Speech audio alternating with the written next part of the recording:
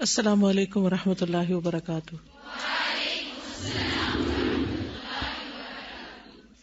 کیا حال ہے؟ الحمد للہ، نحمده ونصلی علی رسولہ الکریم، اما بعد فاعوذ باللہ من الشیطان الرجیم، بسم اللہ الرحمن الرحیم، رب اشرح لی صدری ویسر لی امری واحلل عقدۃ من لسانی یفقہوا قولی۔ سیدہ ام رافع رضی اللہ عنہا، رسول اللہ صلی اللہ علیہ وسلم کی کنیز، خادمہ، ان کا نام سلمہ ہے۔ یاد رکھیے تاریخ میں سلمہ نام کی تقریباً 16 صحابیات ملتی، تو یہ ام رافع کے نام سے مشہور ہیں۔ ان کا اپنا نام کیا ہے؟ سلمہ۔ نبی صلی اللہ علیہ وسلم کی اور بھی خادمائیں تھیں جن میں خضرہ، رضوہ، میمونہ نام ملتے ہیں۔ ان کے خاوند کا نام ابو رافع تھا۔ یہ رسول اللہ صلی اللہ علیہ وسلم کی کنیز تھیں اور ان کے خاوند آپ کے غلام تھے۔ آپ نے ان دونوں کو آزاد کر دیا تھا، نہیں آزاد کردہ غلام تھے۔ نبی صلی اللہ علیہ وسلم نے غلاموں کی آزادی سے متعلق بہت سے عملی اقدامات بھی کیے، عمل سے نمونے بھی قائم کیے اور لوگوں کو بہت سی اس کی تلقین بھی کی۔ آپ خود غلاموں کے ساتھ لطف و کرم فرماتے، نرمی کا سلوک کرتے، حسن اخلاق سے پیش آتے، اسی طرح ان کے تحائف قبول کرتے، ان کو تحفے دیتے، ان کے کھانے کی دعوت قبول کرتے، انہیں بھی کھانے میں اپنے ساتھ شریک کرتے، پاس بٹھا کر کھلاتے۔ آپ صلی اللہ علیہ وسلم نے فرمایا، اخوانکم، یہ تمہارے بھائی ہیں، یعنی یہ انسان ہیں۔ یعنی خادموں کو کیا سمجھو؟ غلاموں کو کیا سمجھو؟ اپنے بھائی سمجھو۔ تو جب کوئی کسی کو اپنا بھائی سمجھے گا تو پھر اس کی عزت کرے گا، اس کے حقوق کا خیال بھی رکھے گا۔ جعلہم اللہ تحت ایدیکم، اللہ نے ان کو تمہارے ہاتھوں کے نیچے کر دیا، یعنی انہیں تمہارا خدمتگار بنا دیا۔ فَأَطْعِمُوهُم مِّمَّا تَأْكُلُونَ، تو انہیں کھلاؤ اس میں سے جو تم کھاتے ہو، یعنی کہ ان کی ہانڈی الگ پکاؤ اور اپنی الگ۔ وَأَلْبِسُوهُم مِّمَّا تَلْبَسُونَ، اور انہیں پہناؤ جس میں سے تم پہنتے ہو۔ وَلَا تُكَلِّفُوهُم مَّا يُغْلِبُهُم، اور انہیں تکلیف نہ دو اس چیز کی جو ان پہ غالب آ جائے، یعنی انہیں مشقت میں نہ ڈالو۔ فَإِن كَلَّفْتُمُوهُم، اگر کوئی چارہ نہ ہو، اگر انہیں تم تکلیف دو، فَأَعِینُوهُم، تو ان کی مدد بھی کرو۔ یہ ہیں غلاموں کے حقوق، یہ ہیں خادموں کے حقوق، کہ ان کے ساتھ انسانیت والا سلوک کرو، بھلا سلوک کرو، مشکل وقت میں ان کی مدد کرو۔ تو انہیں نبی صلی اللہ علیہ وسلم کی خدمت کا اعزاز حاصل ہوا تھا۔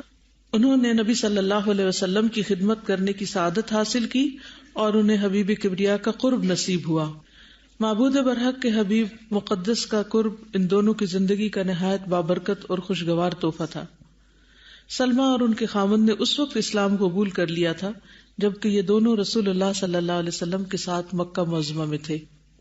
یاد رکھیے کہ یہ اسلام سے پہلے بھی نبی صلی اللہ علیہ وسلم کے ساتھ منسلک، یعنی نبوت کا اعلان ہونے سے پہلے بھی یہ آپ صلی اللہ علیہ وسلم کے خاندان کے ساتھ لگے ہوئے تھے، مددگار تھے۔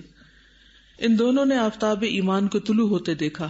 یہ دونوں آفتاب ایمان کی گداز حرارت سے مستفید ہوئے اور دونوں نے قریش کی جانب سے اپنے حصے کی تکالیف برداشت کی، اس لیے کہ ان دونوں نے اپنی زبان سے اللہ تعالیٰ کو رب العالمین کہہ دیا اور قریش کو یہ گوارا نہ تھا۔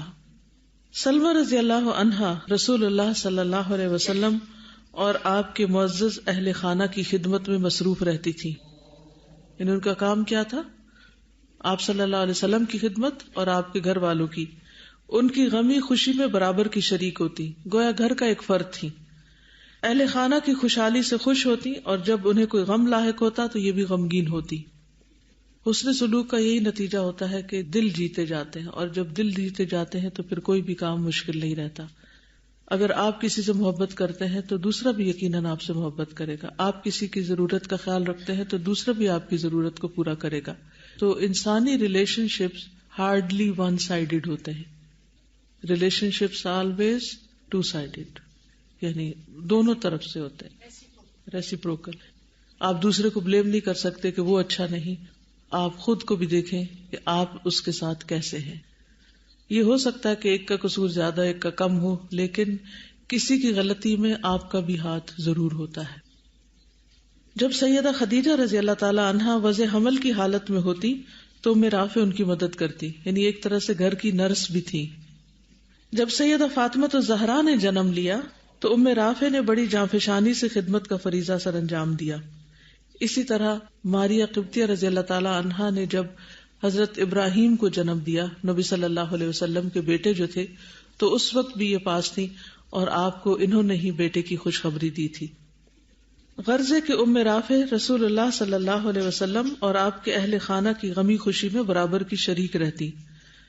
جب وہ خوش ہوتے تو آپ خوشی سے نہال ہوتی، جب وہ غمگین ہوتے تو غمگین ہو جاتی.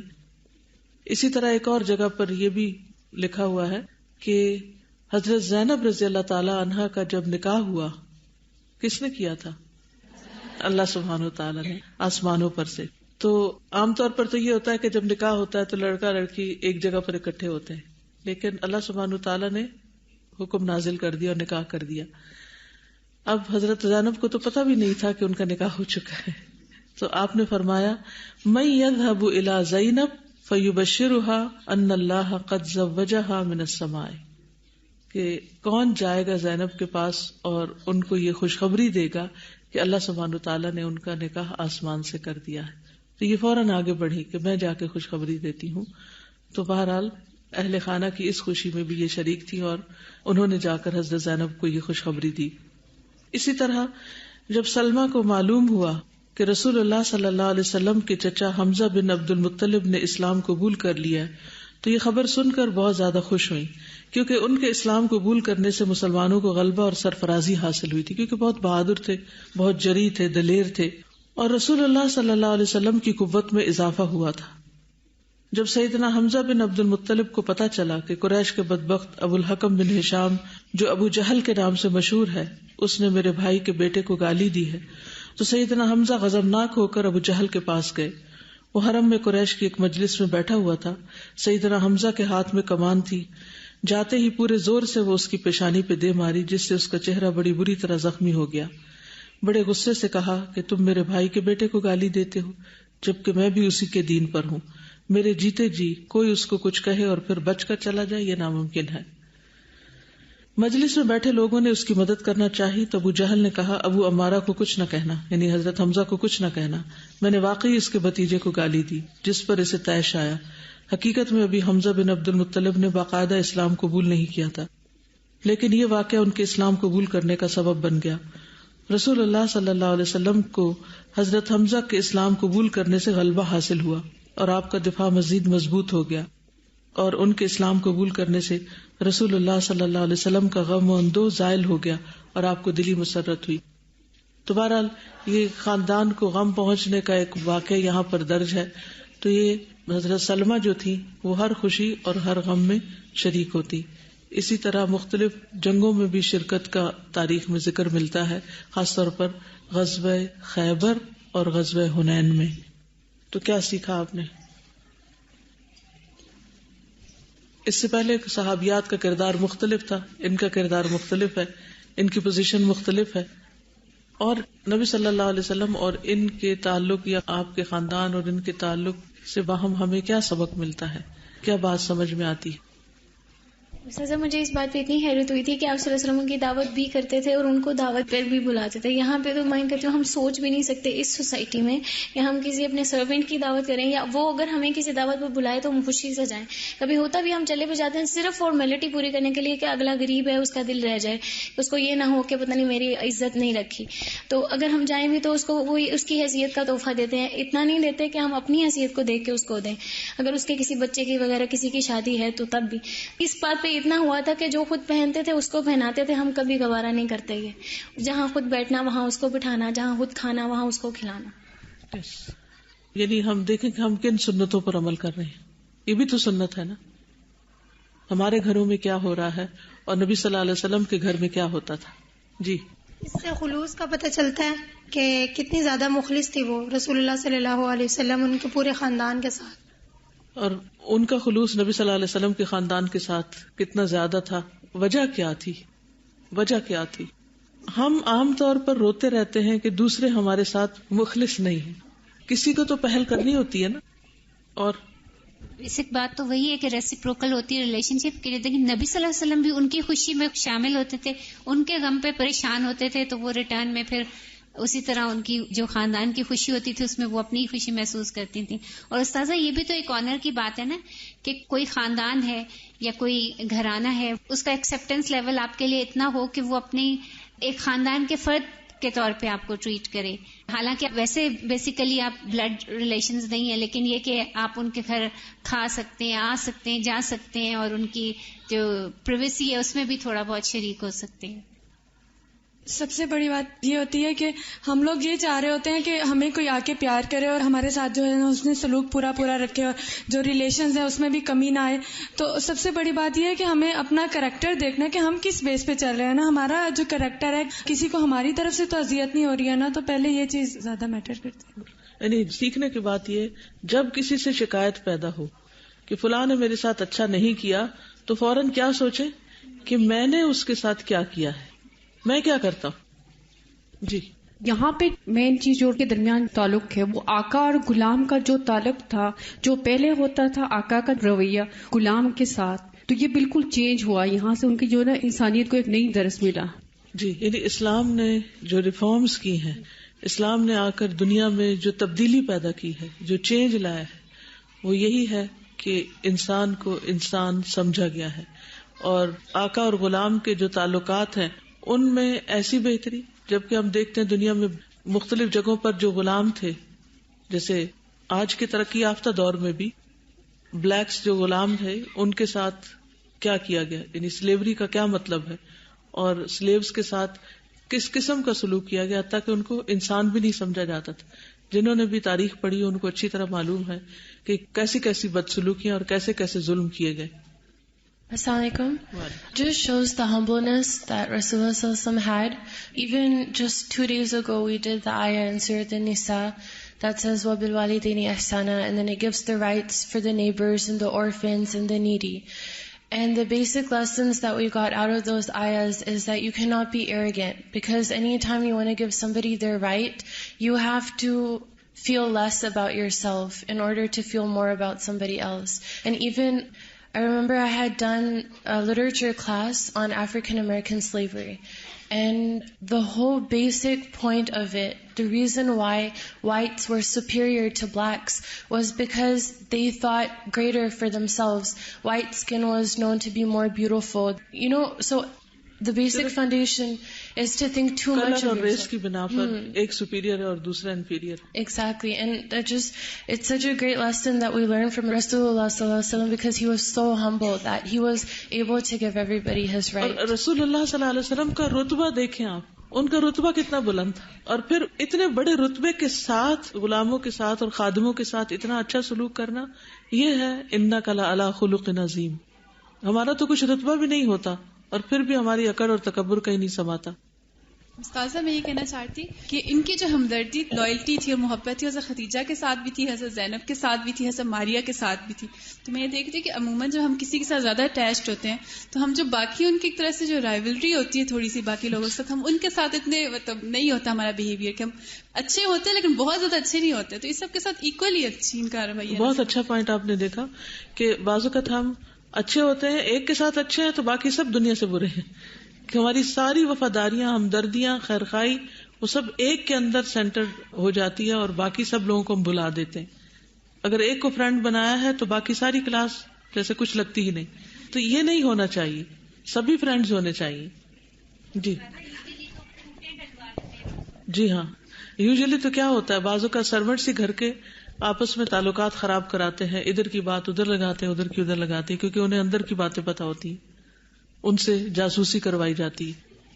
السلام علیکم. وعلیکم. سازا میں یہ سوچ رہی تھی کہ یہاں پہ نبی صلی اللہ علیہ وسلم کی تربیت کا پہلو بھی ہمارے سامنے آتا ہے کہ وہ ماشاءاللہ ایک اگر ہمارے گھر میں جو کام کرنے والی آتی ہیں، ہم جیسے ان سے کام کرواتے ہیں، کبھی نماز کے ٹائم میں اگر خود نماز پڑھ بھی رہے ہوں تو ہم نماز کا کہتے بھی نہیں ہیں کہ نماز پڑھتا نہیں، کپڑے ان کے پاک ہوں گے. تو یہاں پر میں سوچ رہی تھی کہ وہ طہارت کا بھی کتنا خیال رکھتی ہوں گی کہ ایک گھر میں ایک فرد کی حیثیت سے رہ رہی ہیں اور پھر وہ غزوات میں بھی شریک ہو رہی ہیں ساتھ میں، اور ایک نرس کا وہ کردار ادا کر رہی ہیں. اس میں نبی صلی اللہ علیہ وسلم کی اپنی تربیت کا بھی تو اس میں اہم پہلو نظر آتا ہے کہ ان کے ساتھ رہی ایک فرد کی طرح، تربیت میں ہاتھ نبی صلی اللہ علیہ وسلم کا ضرور اس میں ہوگا. بالکل. اور دیکھیں کتنی پروڈکٹیو ہے، ایک ہی وقت میں کتنے سارے رول پلے کر رہی ہیں.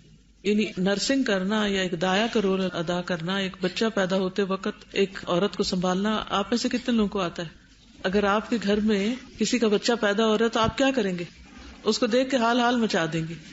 مدد تو کیا کرنی، اس پیدا ہونے والے بچے کو کس طرح اٹھانا ہے، اسے روتے ہوئے کو کیسے چپ کرانا ہے، اسے نہلانا کیسے ہے، اس کی صفائی کیسے کرنی ہے، اس کی ماں کا کیسے خیال رکھنا ہے. گھر میں کئی دفعہ ایسی سچویشنز آ جاتی ہیں لیکن نو نتھنگ، کچھ نہیں آتا. تو یہ لائف سکلز ہیں، جینا اور مرنا جو ہے وہ ہر انسان کے ساتھ لگا ہوا ہے. دوسرا سازا میں کہنا چاہ رہی تھی کہ ان کا اپنا ایک پیار بھی کتنا زیادہ نبی وسلم کے ساتھ ہے، اگرچہ انہوں نے ان کو آزاد بھی کر دیا تھا لیکن انہوں نے اپنا ساتھ نہیں چھوڑا ان سے. بالکل ان کے ساتھ ہی رہی ہیں. بالکل، یہ وفاداری کی بات ہے نا. اب کسی قسم کا انفیریورٹی کمپلیکس نہیں ہے. آگے جا کے آپ دیکھیں گے کہ احادیث بھی روایت کرتی ہیں، یعنی پڑھنے لکھنے سے بھی اور دین کے مسائل سے بھی تعلق ہے. ہمارے ہاں تو اگر کوئی کہیں کام کرتا ہے تو اس کا مطلب یہ ہے کہ اس کو پڑھنے لکھنے سے کوئی غرض نہیں یا اس کا حق ہی نہیں، وہ تو اندھیروں میں ہی رہے. سزا اس کے علاوہ گھر میں جو ملازم ہوں ان کو واضح یعنی بہت اچھا ان کے ساتھ سلوک بھی ہوتا ہے، سارا کچھ ہوتا ہے، وہی کچھ کہ جو خود کھا رہے ہیں، خود پہن رہے ہیں، ان کو دے رہے ہیں. لیکن سم ٹائمز ان کی وجہ سے اپنے دیگر گھر والوں کو جو ہے وہ یعنی نیگلیکٹ کیا جا رہا ہوتا ہے. میں نے خود اس طرح کی فیملی دیکھی کہ جن میں نوکروں سے تو بہت اچھا سلوک ہے اور بہت سارا ان کو رکھا جا رہا ہے یعنی جو سربراہان ہیں، اور باقی گھر والوں کی طرف توجہ نہیں ہے یا ان کو نوکروں کی وجہ سے ایون کم سمجھا جا رہا ہے. بیلنس نہیں، یعنی وہی بات کہ انزل الناس منازلہم، ان کے ہر انسان کو جو اس کا مقام ہے وہ دیا جائے. بالکل وہ ضروری ہے. ایک انسان کی عقل مندی اور سمجھداری یہی ہے. اور یہ سابقون الاولون میں سے بھی ہے، یعنی ابتدا میں ہی مسلمان ہونے والے لوگوں میں سے ہے. تو اب یہ نہ ہو کہ دنیا کے بڑے بڑے سردار تو نافرمانی کر کے جہنم میں جا رہے ہوں اور ایک غلام جو ہے یا ایک معمولی عورت جس کو سو کالڈ سوسائٹی میں معمولی قرار دیا جاتا ہے وہ اپنے ایمان کی وجہ سے جنت کے اعلیٰ ترین منازل میں پہنچی ہوئی ہو. تو اصل فیصلہ کون بڑا ہے کون چھوٹا ہے یہ یہاں نہیں ہوگا، یہ کل ہوگا کہ کس نے اپنی زندگی کس طرح گزاری. اور حدیث میں آتا ہے خیر الناس انفعہم للناس، سب سے بہترین انسان وہ ہے جو سب سے زیادہ لوگوں کو فائدہ پہنچاتا ہے. اب یہ کس کس رول میں فائدہ پہنچا رہی ہیں، ہماری ذات سے کس کو فائدہ پہنچتا ہے، ہم کس کے کام کے ہیں، ہمیں بھی سوچنا چاہیے. آگے چلتے. ام رافع کی خدمت گزاری. رسول اللہ صلی اللہ علیہ وسلم کو جب بھی کوئی زخم آ جاتا تو سیدہ سلمہ اس زخم کا علاج کرتی تھی. آپ میں سے کتنے لوگوں کو زخموں کا علاج آتا ہے؟ آپ زخم لگانے والے ہیں یا زخموں کا مرہم پٹی کرنے والے ہیں؟ سنن ترمذی کی روایت میں آتا ہے، سلمہ رضی اللہ تعالیٰ عنہا سے روایت ہے، یہ انہی کی اپنی روایت ہے، انہی کی حدیث ہے اور سنن ترمذی نے اس کو روایت کیا ہے کہ وہ آپ صلی اللہ علیہ وسلم کی خدمت کیا کرتی تھی. کہتی ہے کہ رسول اللہ صلی اللہ علیہ وسلم کو اگر کسی پتھر یا کانٹے وغیرہ سے کوئی زخم ہو جاتا تو رسول اللہ صلی اللہ علیہ وسلم مجھے اس زخم پر مہندی لگانے کا حکم دیتے. یعنی اس زمانے میں ظاہر ہے کہ میڈیکل سائنس اس طرح تو نہیں ترقی کی تھی جیسے آج ہے کہ مختلف طرح کے آئنٹمنٹس اور چیزیں ہوتی ہیں، تو مہندی لگانے کے لیے کہتے اور یہ اس کے اوپر پھر مرہم پٹی کیا کرتی تھی. رسول اللہ صلی اللہ علیہ وسلم بھی ان کی مدد کیا کرتے تھے. ایک دفعہ انہوں نے اپنے خامند کے رویے کی رسول اللہ صلی اللہ علیہ وسلم سے شکایت کی تو رسول اللہ صلی اللہ علیہ وسلم نے شکایت سن کر ابو رافع سے کہا کہ آئندہ تم اپنی بیوی کے ساتھ کبھی سختی سے پیش نہ آنا، اس کے ساتھ نرم رویہ اختیار کرنا. تو اس سے کیا پتہ چلتا ہے کہ جو خدمت گار ہو اس کے حقوق کا دفاع کرنا بھی ضروری ہے، خواہ اس کے حقوق اس کے گھر میں ہی کیوں نہ پامال کیے جا رہے ہیں. کیونکہ بعض لوگوں کو گھروں میں ہی ابیوز کیا جاتا ہے، کوئی شوہر کی طرف سے ہو رہا ہے یا کوئی بعض اوقات پیرنٹس بھی کر رہے ہوتے ہیں. تو ایسے میں جس شخص کے ساتھ آپ کا تعلق ہو اس کے حقوق کا دفاع بھی آپ پر لازم ہوتا ہے. رسول اللہ صلی اللہ علیہ وسلم نے فرمایا، یہ تجھے اچھا مشورہ دیتی ہے، اے ابو رافع اسے مارا نہ کرو. اور مارنے کا موقع کچھ اس طرح آیا. حضرت عائشہ رضی اللہ تعالیٰ عنہا یہ حدیث روایت کرتی ہیں کہ ایک مرتبہ نبی صلی اللہ علیہ وسلم کی آزاد کردہ باندھی سلمہ، جو کہ نبی صلی اللہ علیہ وسلم کے آزاد کردہ غلام ابو رافع کی بیوی تھی، وہ نبی صلی اللہ علیہ وسلم کی خدمت میں حاضر ہوئی اور عرض کیا کہ ابو رافع نے اسے مارا ہے. نبی صلی اللہ علیہ وسلم نے ابو رافع سے پوچھا کہ ابو رافع تمہارا اور اس کا کیا معاملہ ہے، ایسا کیوں کیا؟ ابو رافع نے کہا کہ رسول اللہ صلی اللہ علیہ وسلم اس نے مجھے ایذا پہنچائی. نبی صلی اللہ علیہ وسلم فرمایا، سلمہ تم نے اسے کیا تکلیف پہنچائی؟ سلمہ نے عرض کیا، یا رسول اللہ میں نے اسے کوئی تکلیف نہیں پہنچائی، نماز پڑھتے پڑھتے ان کا وضو نہیں رہا تو میں نے ان سے کہہ دیا کہ ابو رافع، اللہ تعالیٰ نے مسلمانوں کو حکم دے رکھا ہے کہ اگر کسی کا وضو ٹوٹ جائے تو وہ وضو کرے، یعنی نماز کے دوران. بس اتنی بات پر یہ کھڑے ہو کر مجھے مارنے لگے. نبی صلی اللہ علیہ وسلم اس پر ہنسنے لگے اور فرمایا ابو رافع اس نے تو تمہیں خیر ہی کی بات بتائی تھی. تو اس سے کیا پتہ چلتا ہے کہ بعض اوقات مردوں کا مزاج سخت ہوتا ہے اور وہ بیوی سے لیکچر نہیں سننا چاہتے کیونکہ انہوں نے اصلاح کی تھی. اس میں ہم خواتین کے لیے ایک بہت بڑی حکمت کی بات ہے کہ شوہر جب غلطی کرے تو بہت سوچ سمجھ کے اصلاح کرنی چاہیے اور بڑی حکمت کے ساتھ اور بڑے موقع کی مناسبت سے جب وہ سننے کو تیار ہو. چونکہ وہ نماز ہی پڑھ رہے تھے تو نماز کی حالت میں ان کی کنسنٹریشن یعنی توجہ کسی اور طرف ہوگی. انہوں نے جب بیچ میں خلل اندازی کی تو انہیں غصہ آ گیا. ایک بالکل نیچرل سی سچویشن ہے. تو اس پر انہوں نے حکم سنا دیا کہ میں نے اس وجہ سے کہا. تو آپ دیکھیے کہ بعض اوقات شوہر لاجک سننے کو تیار نہیں ہوتے, بات بالکل صحیح بھی ہوتی ہے تو ان کو چبھ جاتی ہے. تو ابو رافع نے کیا کہا کہ اس نے مجھے اذیت پہنچائی ہے. ان سارے واقعات سے ایک اور بڑی اہم بات پتہ چلتی ہے, وہ یہ کہ صحابہ کرام انسان تھے, نبی صلی اللہ علیہ وسلم بھی انسان تھے. آپ کو پتھر سے چوٹ لگ جاتی تھی, زخم لگ جاتا تھا, کیل کانٹا چبھ جاتا تھا. تو اللہ کا پیارا ہونے کا مطلب یہ نہیں ہوتا کہ انسان کی زندگی میں کوئی تکلیف نہ آئے, کیونکہ ہم عام طور پر کیا ایکسپیکٹ کرتے ہیں, اب تو ہم قرآن پڑھنے لگ گئے ہیں, اب تو ہم اچھے اچھے کام کرتے ہیں, تو اب ہماری زندگی میں کوئی مسئلہ نہیں ہونا چاہیے, کوئی مشکل نہیں ہونی چاہیے. تو اللہ سبحانہ وتعالیٰ اپنے پیاروں کو ہی آزماتا ہے, اور انسان ہی رہے تو اچھا لگتا ہے. فرشتہ بن کر پھر اس کے اندر وہ کشش نہیں رہتی, اور انسان بننے کا مطلب کیا ہے کہ اس سے اونچ نیچ ہوتی رہتی ہے اور کوئی نہ کوئی غلطی بھی ہو جاتی ہے اور پھر وہ ریپینٹ کرتا ہے. ریلیشن شپ میں بھی اونچ نیچ ہو جاتی ہے, ہسبینڈ وائف کے بیچ میں بھی تو میں ہو جاتی ہے, تو پھر دوبارہ صلح بھی ہو جاتی ہے, محبت بھی ہو جاتی ہے, کیونکہ دل جو ہوتا ہے وہ بدلتا رہتا ہے. قلب کو قلب کس لیے کہا گیا, الٹ پلٹ ہوتا رہتا ہے. تو جب اچھے حال میں ہو تو اللہ کا شکر ادا کرے, اور جب تکلیف کی حالت میں ہو تو صبر سے کام لے. رسول اللہ صلی اللہ علیہ وسلم ام رافع کے موقف کی تائید کیا کرتے تھے, اس لیے کہ وہ حق پر ہوتی, اور جو حق کا مددگار ہو وہی اس کا مستحق ہے کہ اس کے موقف کی تائید کی جائے. اللہ سبحانہ وتعالیٰ ام رافع ابو رافع دونوں پر اپنی رحمت کی برکہ برسائے. یعنی کہ یہ تاریخ بدلنے والے لوگ تھے, انہوں نے ہمارے لیے عظیم الشان مثالیں چھوڑی ہیں. اسی طرح بعض اور تاریخ کی کتابوں سے یہ پتہ چلتا ہے کہ یہ کھانا بہت اچھا بناتی تھی, اور نبی صلی اللہ علیہ وسلم ان کے ہاتھ کا کھانا پسند کرتے تھے. ایک دفعہ حضرت حسن بن علی رضی اللہ تعالیٰ عنہ, حضرت عبداللہ بن عباس, عبداللہ بن جعفر, یہ سب آپ صلی اللہ علیہ وسلم کی وفات کے بعد, آپ کی ڈیتھ کے بعد حضرت سلمہ کے پاس گئے. کہنے لگے کہ آج ہمیں آپ وہ کھانا کھلائیں جو حضور صلی اللہ علیہ وسلم کو پسند تھا, ہم آپ کے ہاتھ سے کھانے کے لیے آئے ہیں, وہ کھلائیں جو آپ کو پسند تھا. تو حضرت سلمہ نے ایک کھانا پکایا, وہ کیا کہ جو کا آٹا پیس کر اسے ہنڈیا میں چڑھا دیا, اور اوپر سے روغن زیتون یعنی آلیو آئل ڈالا, زیرہ اور مرچیں چھڑک دی اور ان کو پیش کیا. اس وقت بھوک لگی ہوگی آپ کو, جو ڈش نظر آ رہی ہے مجھے وہ بہت ہی مزے کی ہے اور واقعی کھانے کو دل چاہ رہا ہے. تو یہ حضور صلی اللہ علیہ وسلم کی پسندیدہ ڈش تھی.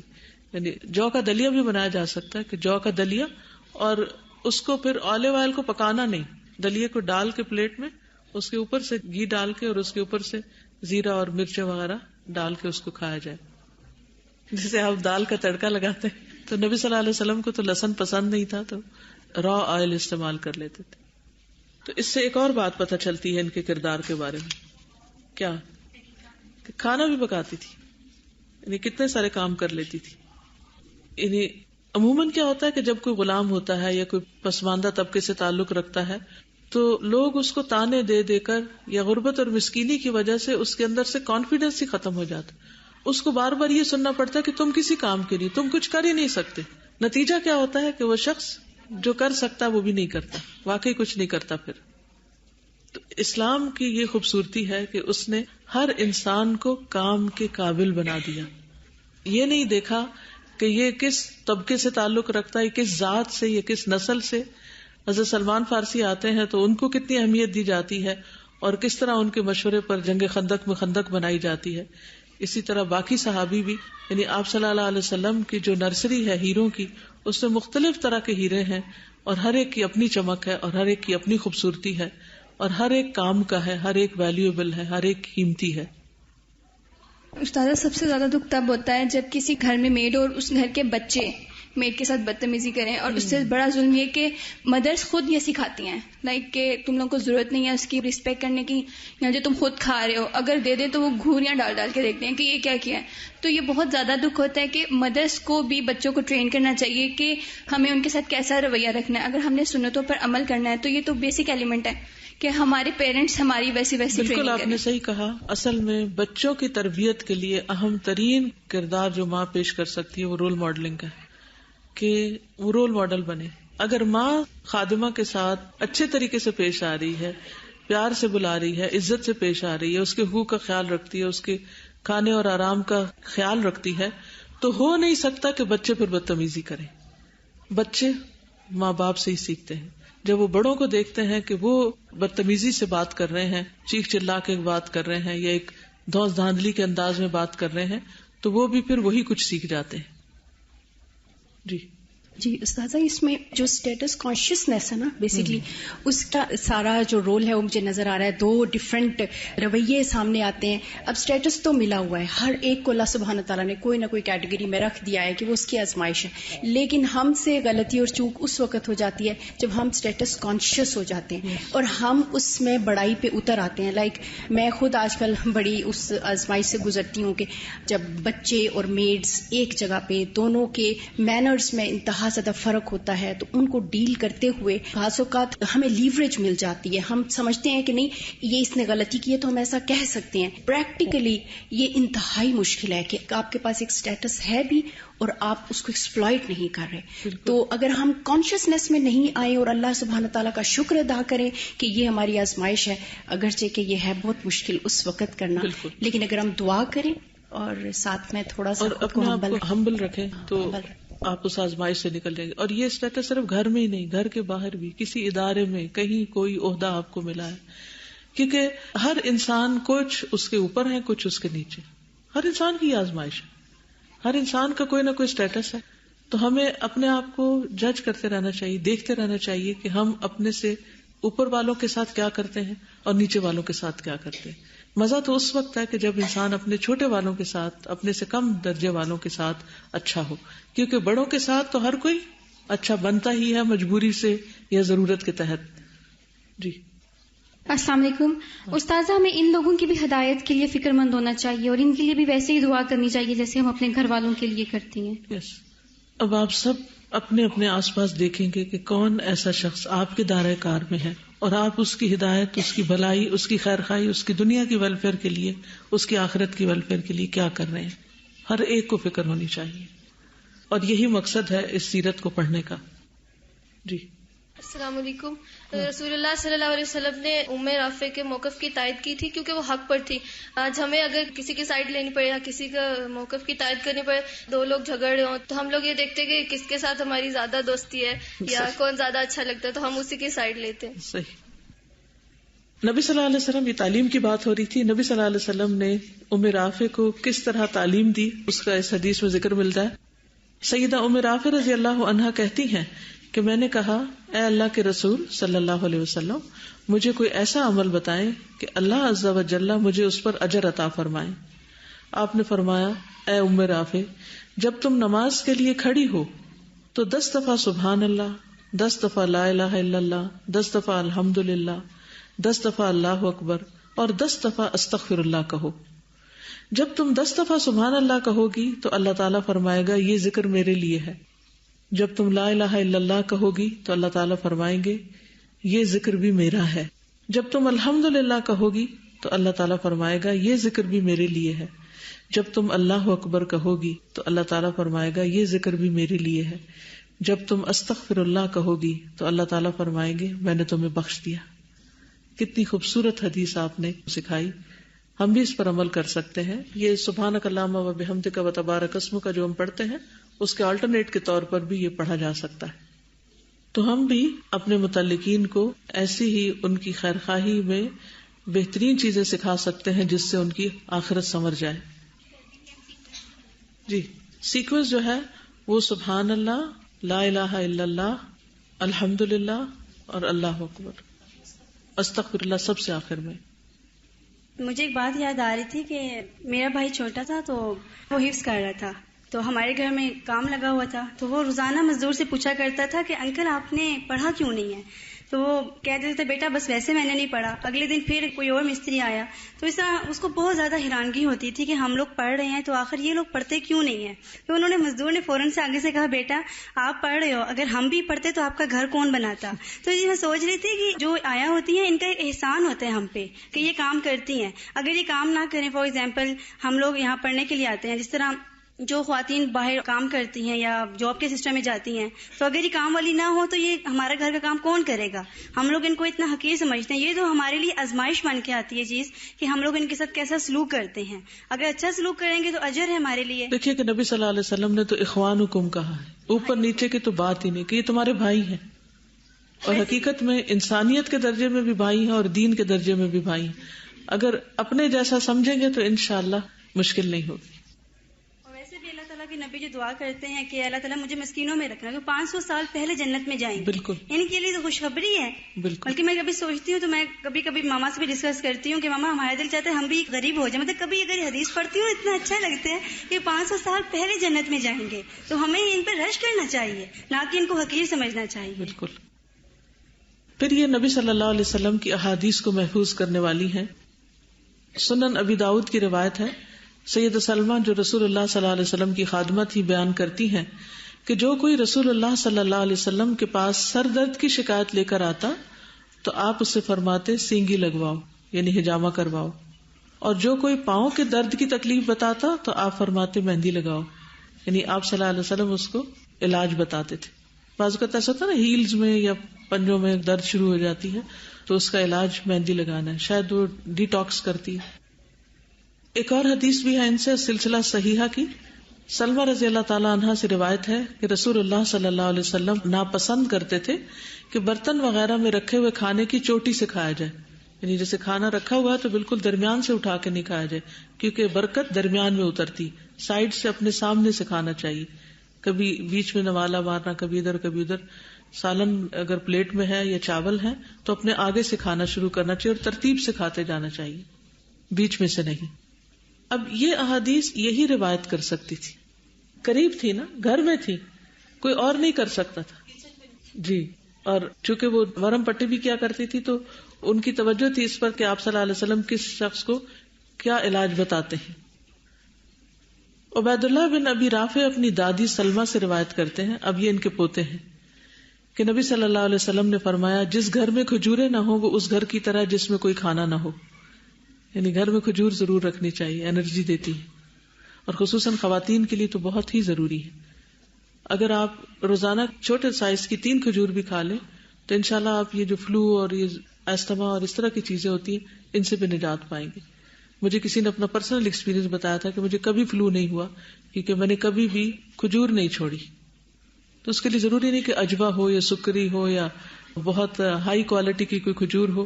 یا پاکستان میں جو عام کھجوریں ملتی ہیں بہت ہی بہترین ہوتی ہیں، ٹیسٹ میں بھی اور سائز میں بھی، بہت بڑی بھی نہیں ہوتی کہ جو لوگ ویٹ کانشیس ہوتے ہیں کہ بہت میٹھا کھا رہے ہیں. اور آپ اگر رات کے کھانے کے بعد ان کو لیں تو آپ دیکھیں گے کہ آپ کی سلیپ بھی امپروو ہوگی اور آپ کی انرجی بھی بحال ہوگی. اور پیریڈ سے متعلق بھی جتنی شکایتیں عام طور پہ بچیوں کو رہتی ہیں ان میں بھی ہیلپ فل ہوتی ہے. ریسرچ نے بھی اس چیز کو پروف کیا ہے کہ جو خواتین کے لیے وہ والے منرلز اینڈ وائٹامنس کی جن کی اس کو اشد ضرورت ہوتی ہے اور وہ اکثر اس میں کمی ہو جاتی ہے، ان کا کمپلیٹ پیکج ہے جو کہ ہر قسم کے مزاج کی خاتون کو سوٹ کر جاتا ہے. اور سیکنڈلی یہ کہ جو بھی کھائیں تو ہمارے پاکستان کا انوائرمنٹ ایسا ہے، تھوڑا ڈرائینس بھی ہے، پانی کا پھر وہ ضرور لحاظ رکھے کیونکہ پانی کی اکثر ڈیفیشنسی سے بھی فلو ہو جاتا ہے. تو جو لوگ کھجور کھائیں تو وہ ساتھ میں اگر پانی استعمال کریں گے تو زیادہ پوری ڈیٹاکس ہو جائے. ابراہیم بن نبی صلی اللہ علیہ وسلم کی دایا ہیں اور انہوں نے حضرت فاطمہ کو غسل بھی دیا تھا. ابن عبد البر کہتے ہیں کہ وہ نبی صلی اللہ علیہ وسلم کے بیٹے ابراہیم کی دایا تھی اور انہی نے فاطمہ رضی اللہ تعالی عنہا کو غسل دیا تھا. ان کے شوہر ابو رافع ہیں، ان کا قبول اسلام. ابو رافع سے مروی ہے کہ ایک مرتبہ قریش کے کچھ لوگوں نے مجھے نبی صلی اللہ علیہ وسلم کی خدمت میں بھیجا. نبی صلی اللہ علیہ وسلم کو دیکھتے ہی اسلام میرے دل میں گھر کر گیا اور میں نے عرض کیا یا رسول اللہ اب میں قریش کے پاس واپس نہیں جانا چاہتا، یعنی میں مسلمان بن کے آپ کے ساتھ رہنا چاہتا ہوں. تو نبی صلی اللہ علیہ وسلم نے فرمایا میں عہد کی خلاف ورزی نہیں کر سکتا اور ایلچیوں کو اپنے پاس نہیں روک سکتا، اس لیے اب تم واپس چلے جاؤ. اگر تمہارے دل میں وہی ارادہ باقی رہے یعنی مسلمان ہونا چاہو تو پھر دوبارہ میرے پاس آ جانا. کہتے ہیں چنانچہ میں دوبارہ آپ کے پاس گیا اور مسلمان ہو گیا. ان کا شمار نبی صلی اللہ علیہ وسلم کے گھرانے میں ہوتا تھا. ابو رافع سے مروی ہے کہ ایک مرتبہ ارقم رضی اللہ عنہ یا ان کے بیٹے میرے پاس سے گزرے. انہیں زکوٰۃ کی وصولی کے لیے مقرر کیا گیا تھا. انہوں نے مجھے اپنے ساتھ چلنے کی دعوت دی. میں نبی صلی اللہ علیہ وسلم کی خدمت میں حاضر ہوا اور ان سے اس کے متعلق پوچھا تو آپ نے فرمایا، اے ابو رافع، محمد اور آل محمد صلی اللہ علیہ وسلم پر زکوٰۃ حرام ہے اور کسی قوم کا آزاد کردہ غلام انہی میں شمار ہوگا. یعنی کیونکہ آپ نے ان کو آزاد کیا تھا تو تم ہماری آل میں یہ طرح شمار ہوتے ہو، اس لیے تم یہ کام نہ کرو. نبی صلی اللہ علیہ وسلم کے ذاتی کام کرنا. ابو رافع رضی اللہ تعالیٰ عنہ سے روایت ہے کہ رسول اللہ صلی اللہ علیہ وسلم نے ایک آدمی سے جوان اونٹ بطور قرض لیا، یعنی ادھار لی سواری. پھر آپ کے پاس صدقہ کے اونٹ آئے تو آپ نے ابو رافع کو حکم دیا کہ اس آدمی کا قرض اس کو واپس کر دو. ابو رافع آپ کے پاس آ کر کہنے لگے کہ میں ان اونٹوں میں اس جیسا اونٹ نہیں پاتا، لیکن اس سے بہتر اونٹ پاتا ہوں جو 7ویں سال کے اونٹ ہیں. آپ نے فرمایا یہی دے دو، کیونکہ انسانوں میں بہترین وہ ہیں جو قرض کو اچھی طرح ادا کرنے والے ہیں. یعنی آپ صلی اللہ علیہ وسلم کے گھر کے جو چور سے کام تھے، لین دین تھا، اس میں بھی مدد کرتے تھے. اسی طرح آپ صلی اللہ علیہ وسلم ان کی بھی تربیت کرتے. رسول اللہ صلی اللہ علیہ وسلم کے آزاد کردہ غلام ابو رافع سے مروی ہے کہ ان کو ایک بکری ہدیہ دی گئی. انہوں نے ایک ہنڈیا میں اس کا گوشت پکایا. جب پک گیا تو نبی صلی اللہ علیہ وسلم نے فرمایا مجھے اس کی دستی نکال کر دو. یعنی پکایا ابو رافع نے گوشت تو آپ نے کہا کہ دستی نکال کے لاؤ. چنانچہ میں نے نکال دی. تھوڑی دیر بعد نبی صلی اللہ علیہ وسلم نے دوسری دستی طلب فرمائی، میں نے وہ بھی دے دی. تھوڑی دیر کے بعد آپ نے پھر دستی طلب فرمائی تو میں نے عرض کیا، اللہ کے نبی صلی اللہ علیہ وسلم، ایک بکری کی 2 دستیاں ہوتی. نبی صلی اللہ علیہ وسلم نے فرمایا، اس ذات کی قسم جس کے ہاتھ میں میری جان ہے، اگر تم خاموش رہتے تو اس ہنڈیا سے اس وقت تک دستیاں نکلتی رہتی جب تک میں تم سے مانگتا رہتا. لیکن ہم لاجک پہ فوراً آ جاتے ہیں نا اور فوراً جواب دینے لگتے. پھر نبی صلی اللہ علیہ وسلم نے پانی منگوا کر کلی کی، انگلیوں کے پور دھوئے یعنی گوشت کھانے کے بعد، اور کھڑے ہو کر نماز پڑھنے لگے. پھر دوبارہ ان کے پاس آئے تو کچھ ٹھنڈا گوشت پڑا ہوا پایا. نبی صلی اللہ علیہ وسلم نے اسے بھی تناول فرمایا، نہیں کھایا، اور مسجد میں داخل ہو کر پانی کو ہاتھ لگائے بغیر نماز پڑھی. یعنی پہلا جب دستیاں وغیرہ کھائی تو ہاتھ کے پور بھی دھوئے، انگلیاں دھوئی اور کلی کی. لیکن دوسری دفعہ جب ٹھنڈا گوشت کچھ کھایا تو اس کے بعد آپ نے نہیں دھویا اور نماز اسی طرح پڑھائی. اسی طرح آپ کے پیغام رساں بھی تھے. ابو رافع کہتے ہیں کہ نبی صلی اللہ علیہ وسلم نے میمونہ رضی اللہ عنہا سے نکاح بھی غیر محرم ہونے کی صورت میں کیا اور ان کے ساتھ تخلیہ بھی غیر محرم ہونے کی صورت میں کیا، اور میں ان دونوں کے درمیان قاصد تھا. یعنی یہ حضرت میمونہ کے نکاح کا واقعہ بیان کرتے ہیں کہ جب آپ نے نکاح کیا تو آپ حالت احرام میں نہیں تھے. پھر نبی صلی اللہ علیہ وسلم کے افعال پر توجہ رکھتے تھے. ابو رافع سے مروی ہے کہ ایک مرتبہ ہم نے نبی صلی اللہ علیہ وسلم کے لیے ایک بکری ذبح کی. آپ نے ہمیں حکم دیا تو ہم نے اس کا تھوڑا حصہ آپ کی خدمت میں پیش کیا. آپ نے اسے تناول فرمایا، کھڑے ہو کر نماز پڑھنے لگے. نماز کے لیے تازہ وضو نہیں کیا، یعنی بکری کے گوشت سے وضو نہیں ہوتا. ابو رافع کہتے ہیں نبی صلی اللہ علیہ وسلم جب مؤذن کی آواز سنتے تو وہی جملے دہراتے جو وہ کہہ رہا ہوتا تھا، لیکن جب وہ حی علی الصلاۃ اور حی علی الفلاح پہ پہنچتا تو آپ لا حول ولا قوۃ الا باللہ پڑھتے. اب یہ حدیث بھی ایک غلام کی روایت کرتا ہے، کیونکہ وہ آپ کے عمل کو دیکھتے تھے تو آپ سے انہوں نے آگے بات پہنچائی. پھر اسی طرح ان کا جو اخلاق اور صفات تھی وہ اچھی تھی. عمر ابن شرید کہتے ہیں کہ میں سعد بن ابی وقاص کے پاس کھڑا تھا کہ مسور بن مخرمہ رضی اللہ عنہ تشریف لائے اور اپنا ہاتھ میرے شانے پر رکھا. اتنے میں نبی صلی اللہ علیہ وسلم کے غلام ابو رافع بھی آ گئے اور فرمایا کہ اے سعد، تمہارے قبیلے میں میرے جو 2 گھر ہیں انہیں تم خرید دو. کون کہہ رہا ہے؟ میرے جو 2 گھر ہیں تمہارے قبیلے میں انہیں خرید لو. اس سے کیا پتہ چلتا ہے؟ اکنامکلی سٹیبل تھے. سعد رضی اللہ عنہ بولے کہ اللہ کی قسم میں تو انہیں نہیں خریدوں گا. اس پر مسور نے فرمایا کہ اللہ کی قسم تم ضرور خریدو گے. سعد نے کہا پھر میں 4000 سے زیادہ نہیں دے سکتا اور وہ بھی قسط وار دوں گا. ابو رافع نے فرمایا مجھے ان کے 500 دینار مل رہے ہیں.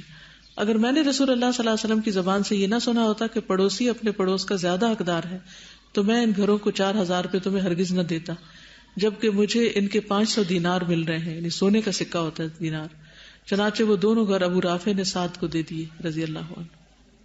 یہ ہے تربیت، یہ ہے دنیا سے بے رغبتی، اور یہ ہے آپ کی تعلیمات کا پاس رکھنا کہ آپ نے چونکہ فرمایا ہے اس لیے میں تمہیں کم قیمت پر بھی دے دوں گا.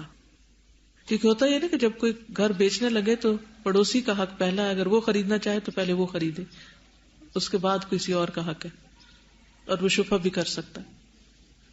اگر ہم بیچیں تو کیسے بیچیں کہ پتہ نہ چلنے پائے، راتوں رات خاموشی سے بیچ کے نکل جائیں کیونکہ 500 دینار مل رہے ہیں. اور استاذہ میں نے پریکٹیکلی یہ دیکھا ہے کہ جب آپ کے دل میں اللہ سبحانہ تعالیٰ کی محبت اور نبی پاک صلی اللہ علیہ وسلم کی محبت اپنے پورے پیورٹی کے ساتھ ہوتی ہے تو بالکل مٹیریل کی کوئی ویلیو نہیں ہوتی، اور اس کو دینے کے بعد جو سیٹسفیکشن ملتی ہے وہ شاید اس منی سے جو آپ کو کہیں زیادہ مل رہی ہو اس کے ساتھ بھی نہیں مل سکتی. بالکل. اسی طرح غیر مسنون امور پر ایکشن لینے والے بھی تھے. سعید بن ابی سعید مقبری اپنے والد سے بیان کرتے ہیں انہوں نے سیدنا ابو رافع مولا رسول اللہ صلی اللہ علیہ وسلم کو دیکھا کہ وہ سیدنا حسن بن علی رضی اللہ تعالیٰ عنہ کے پاس سے گزرے جبکہ وہ کھڑے نماز پڑھ رہے تھے. انہوں نے اپنے گدی میں اپنے بالوں کی چوٹی دھنسا رکھی تھی، یعنی بال لمبے تھے تو ان کو مولڈ کر کے پیچھے ذرا سا باندھا ہوا تھا. ابو رافع نے ان کے بال کھول دیے. سیدنا حسن رضی اللہ تعالیٰ عنہ نے غصے سے ان کی طرف دیکھا تو ابو رافع نے کہا اپنی نماز پڑھیے اور ناراض مت ہوئیے، بلا شبہ میں نے رسول اللہ صلی اللہ علیہ وسلم سے سنا ہے کہ جوڑے کا یہ مقام شیطان کی بیٹھک ہے. یعنی جو لوگ اپنے بالوں کا ہمپ بناتے ہیں پیچھے، شیطان اس کے اوپر بیٹھا رہتا ہے. تو جس کے سر پہ شیطان سوار ہو اس سے پھر کسی اچھے کام کی توقع کہاں ہو سکتی. اور انہوں نے نماز کی حالت میں دیکھا اور نماز میں ہی کھول دیا. نہیں، عام حالات میں بھی بالوں کو اوپر کر کے باندھنا جو ہے وہ منع ہے کیونکہ شیطان کی بیٹھک ہے. تو جب شیطان سر پہ بیٹھے گا تو پھر شیطان ہی آپ کو کنٹرول کرے گا نا. اور نماز تو ہوتی نہیں اس حالت میں. گدی کہاں ہوتی ہے؟ پھر یہ کہاں ہے؟ یعنی اونچا نہ ہونے دے، کٹھا کر کے لپیٹ کے نہیں ڈالے، کٹھا کر کے لپیٹ کے وہاں نہیں ڈالے. اگر آپ نے کلپ لگایا ہوا ویسے یا تھوڑا اونچا کر کے کلپ لگا لیا ہے تو انہوں نے کیا کیا تھا، چوٹی لپیٹ کے گدی میں گھسائی بھی تھی. جی نماز میں تو ہے ہی منع، لیکن اس کے علاوہ بھی آپ نے وہ حدیث نہیں سنی کہ نبی صلی اللہ علیہ وسلم نے فرمایا میری امت کے 2 لوگ ایسے ہیں جن کو میں نے نہیں دیکھا لیکن وہ دونوں جنت میں نہیں جا سکیں گے اگرچہ جنت کی خوشبو مسیرت قضا و قضا دور دور تک پھیل رہی ہوگی. ان میں سے ایک وہ عورتیں، صحیح بخاری اور صحیح مسلم کی روایت ہے، متفق علیہ روایت ہے، وہ عورتیں رؤوسہن کاسنمۃ البخت، جن کے سر بختی اونٹنی کے ہمپ کی طرح ہیں. یعنی انہوں نے سر کے اوپر ایک اور سر بنایا ہوا ہے. کوہان ہوتا ہے نا جیسے اونٹنی کا ایک سر ہوتا ہے اور ایک ایسے اونچی اٹھی ہوئی چیز ہوتی ہے نا. لا يدخلن الجنت ولا يجدن ریحها، وہ جنت میں نہیں داخل ہوں گی اور اس کی خوشبو بھی نہیں پائیں گی. اتنا صاف حکم ہے صحیح بخاری میں. تو اس سٹائل سے پرہیز کرنا چاہیے اور توبہ کرنی چاہیے، یہ کوئی معمولی چیز نہیں ہے. جب ایک چیز کہہ دی گئی تو آمنا اور صدقنا، ہمیں اس کے خلاف جا کر کیا ملے گا. ان کی اولاد بھی تھی عبید اللہ بن ابی رافع. نبی صلی اللہ علیہ وسلم کے خادم ابو رافع کے بیٹے عبید اللہ سے روایت ہے کہ مروان ابو ہریرہ کو مدینہ میں جانشین مقرر کر کے مکہ چلا گیا.